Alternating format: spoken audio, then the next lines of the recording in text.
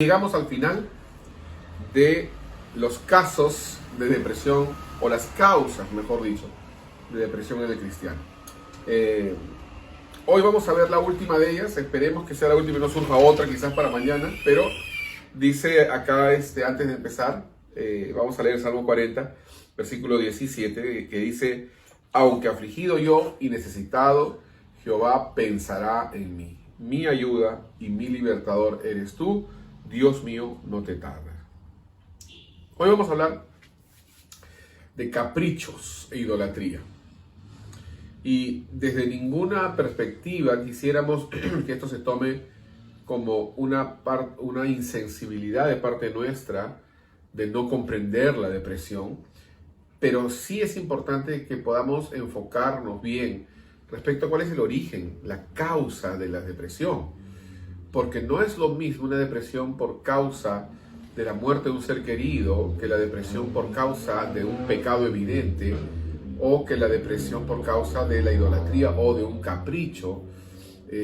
Cada uno es diferente. Entonces, si no entendemos qué es lo que ha originado la depresión o que quiere originar la depresión, entonces no vamos a poder nosotros ser avisados, ¿no?, respecto a lo que a lo que va a venir, ¿no? Entonces vamos a hablar sobre caprichos e idolatría. La depresión por no tener nuestros caprichos. Y cuando digo, estamos hablando todo esto de las causas de la depresión, no quiero que se entienda bajo ningún punto de vista de que todos nos vamos a deprimir, ¿no? O sea, no es así. La depresión no debe ser normal. Es cotidiana, sí. Estamos expuestos a ella, sí. Van a haber mil y una causas para que seamos tentados a caer en depresión, claro que sí. Pero vivir en depresión no debe ser un estándar, para nada.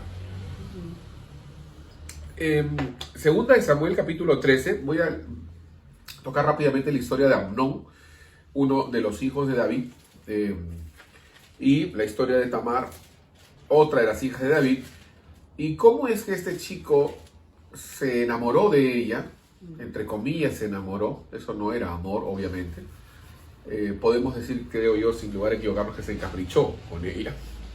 Y dice el versículo 2, 3 y 4, que estaba Amnón angustiado hasta enfermarse por Tamar, su hermana, pues por ser ella virgen le parecía a Amnón que sería difícil hacerle cosa alguna. Y Amnón tenía un amigo que se llamaba Jonadab, que era un hombre muy astuto. Y bueno, Jonadab lo mira a Amnón porque estaba enamorado, entre comillas, de su hermana. Media hermana. Y le dice, sí, media hermana. Y le dice: hijo del rey, ¿por qué de día en día vas enflaqueciendo así? ¿No me lo descubrirás a mí? O sea, el punto acá, hermanos, es que en realidad Amnón estaba completamente angustiado, triste, obsesionado y por consiguiente deprimido por no obtener lo que él quería. Y era a esta chica, a su hermana, su media hermana. Entonces, ya la historia nos enseña que creó toda una estrategia para poder, ni siquiera para poder amarla ni casarse con ella, para poder violarla y después desecharla. Fue un pecado terrible que trajo más pecados después porque él fue asesinado. Y bueno, fue terrible, la verdad, fue una cosa terrible. Pero él estaba deprimido por un capricho.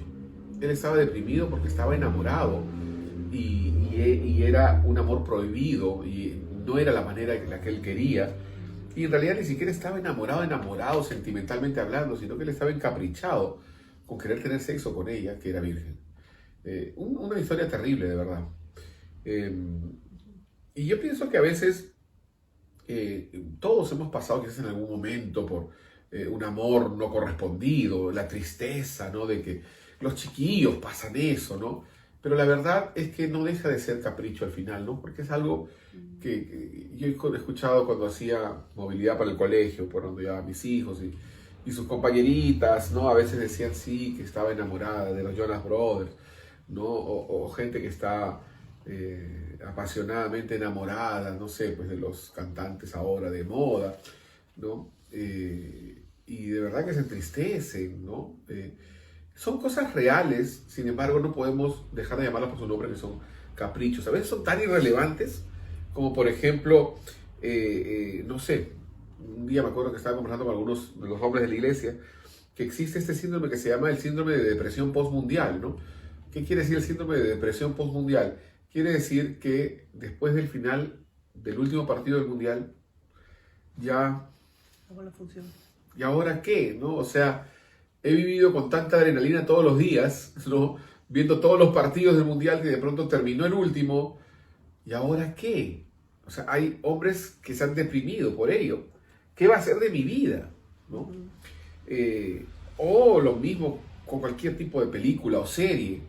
No, ya terminó la trilogía y ahora ¿hasta cuándo va a salir la siguiente de los Avengers? ¿No? O sea, y en realidad la gente se deprime por esto.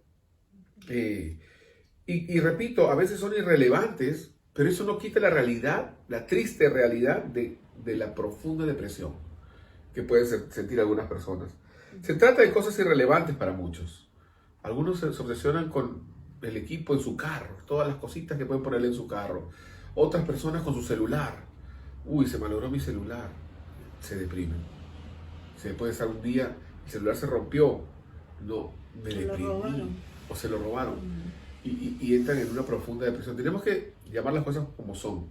Y en este caso son caprichos porque hemos idolatrado cosas. Y cuando las dejamos de tener, esto nos produce un bajón, ¿no? Una depresión. Sí. Acuérdense también la historia de Acab, cuando en sus planes como rey dijo, bueno, tengo acá muy cerca a mí el territorio, ¿no? La propiedad de Nabot. Dijo, voy a hacer acá mi huerto. Sí.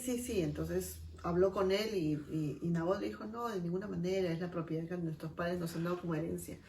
Y él, bueno, cayó severamente, no solamente se entristeció, sino también se enojó, o sea, se frustró. Y cuando su mujercita, ¿no? Le dice... A la Jezabel. Le dice, y su mujer le dijo, ¿por qué está tan decaído tu espíritu y no comes? ¿No? Y todo esto solo era porque él quería esa propiedad. Él era rey y podía obtener lo que él quisiera, pero él quería esa propiedad. Es como un chiquito cuando hace pataleta. Caprichoso. Ajá. Entonces esto ya se había convertido en él en un pecado de idolatría. Yo quiero eso, si no me muero. Eso, si no me muero. Entonces, un consejo sabio a tus niños: no les des todo lo que ellos desean, porque se hacen un hábito de obtenerlo todo. Y cuando ellos crecen y no obtienen lo que ellos quieren, caen en este tipo de trampas, ¿no? Que los hunde porque se acostumbraron a obtenerlo todo. Y cuando no lo tienen todo, entonces se convierten en personas que no son unas luchadoras honestas, sino simplemente obstinación para poder obtener lo que ellos quieren a todo costo. A veces escuchamos historias terribles, pero existen, ¿no? El otro ejemplo para terminar de esto, para que veamos que son casos reales, ¿no? En el presente y en el pasado, es la vida de Jonás. Jonás, conocemos la historia, voy a leer unos cuantos versículos nada más, porque es una historia que ya la sabemos, que el Señor lo envía a Nínive, él no va, se va para el otro lado, para Tarsis, regresa, al final el pez lo come, lo vomita, y finalmente llega a Nínive, predica, ¿no? Y para su sorpresa, Nínive decide arrepentirse y tornarse a Dios y pedir perdón. Para lo cual Dios, obviamente, que es lleno de misericordia, decide perdonar. Y por lo tanto lo libra de la condenación y del juicio que ya estaba al borde. Y en esas circunstancias, después que el Señor libra a Nínive, dice la palabra en Jonás 4:1, pero Jonás se apesadumbró en extremo y se enojó. Y bueno, obviamente las razones de él eran, ¿para qué todo esto? ¿Para qué me envías si tú ibas a hacer misericordia igual? Y ¿para qué entonces me has enviado, ¿no? Si igual los ibas a perdonar, ¿no? Y luego les dice en el versículo 3, yo te ruego que me quites la vida, ¿no? ¿No? Porque dice, porque mejor me es la muerte que la vida, ¿no? Qué depresión que debe haber sentido Jonás por esto, ¿no? O sea, y al mismo tiempo, yo no sé si me equivoco con esto, porque esto no lo habíamos preparado quizás, pero yo pienso que toda depresión en el fondo es egoísta de este tipo, ¿no? Porque Jonás estaba enfocado en él y solo en él, ¿no? Y entonces Dios le dice, pues no, Jonás, en realidad se viene en enojarte tanto, y Dios le prepara una calabacera con unas hojas bonitas que le haga sombra, y ahí dice que estuvo Jonás, y de pronto dice que Dios también preparó un viento, ¿no? Un gusano para que coma la calabacera y un viento para que se llevara las hojas secas, ¿no? Y al final le cayera el sol a Jonás, ¿no? Y dice la palabra que Jonás una vez más deseó la muerte, ¿no? ¿Por qué? Porque le quitaron la sombrilla. Eso es. Se deprimió hasta la muerte porque le quitaron la sombrilla, ¿no? Yo no quiero burlarme de las personas en depresión, para nada, pero tampoco podemos nosotros ser apañadores de caprichos. Tenemos que saber nombrar las cosas como son. A veces tú vas a pedir un chifa y no van a venir los mantan fritos. Y esto no debe ser motivo de depresión. Tenemos que entender que esto es una realidad y tenemos que saber enfrentarla, porque todos estamos expuestos a ser caprichosos. Todos estamos expuestos a idolatrar cosas, y luego cuando no recibimos lo que esperamos recibir, podemos caer en una profunda depresión. Y quiero terminar con los 3 últimos versículos de este capítulo. Entonces Dios dijo a Jonás, ¿tanto te enojas por la calabacera? Y él respondió, mucho me enojo hasta la muerte. Y dijo Jehová, ¿tuviste tú lástima de la calabacera, en la cual no trabajaste, ni tú la hiciste crecer, que en espacio de una noche nació y en espacio de otra noche pereció? Y no tendré yo piedad de Nínive, aquella gran ciudad, donde hay más de 120,000 personas que no saben discernir entre su mano derecha y su mano izquierda, y muchos animales. Yo creo que ahí el Señor le estaba agarrando a cachetadas, pues, ¿no? Y le estaba diciendo, Jonás, tienes que poner tu escala de valores y prioridades en orden. No, el mundo no gira alrededor tuyo. No existimos todos para agradarte. A veces la gente se va a olvidar de llamarte por tu cumpleaños. A veces tu esposo puede olvidarse de tu aniversario. Son cosas que pasan y tenemos que saber enfrentarlas.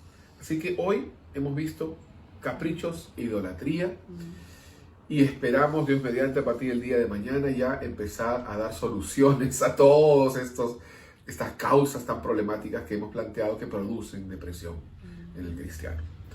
Lo dejamos ahí entonces, y que el Señor los bendiga a todos abundantemente esta mañana.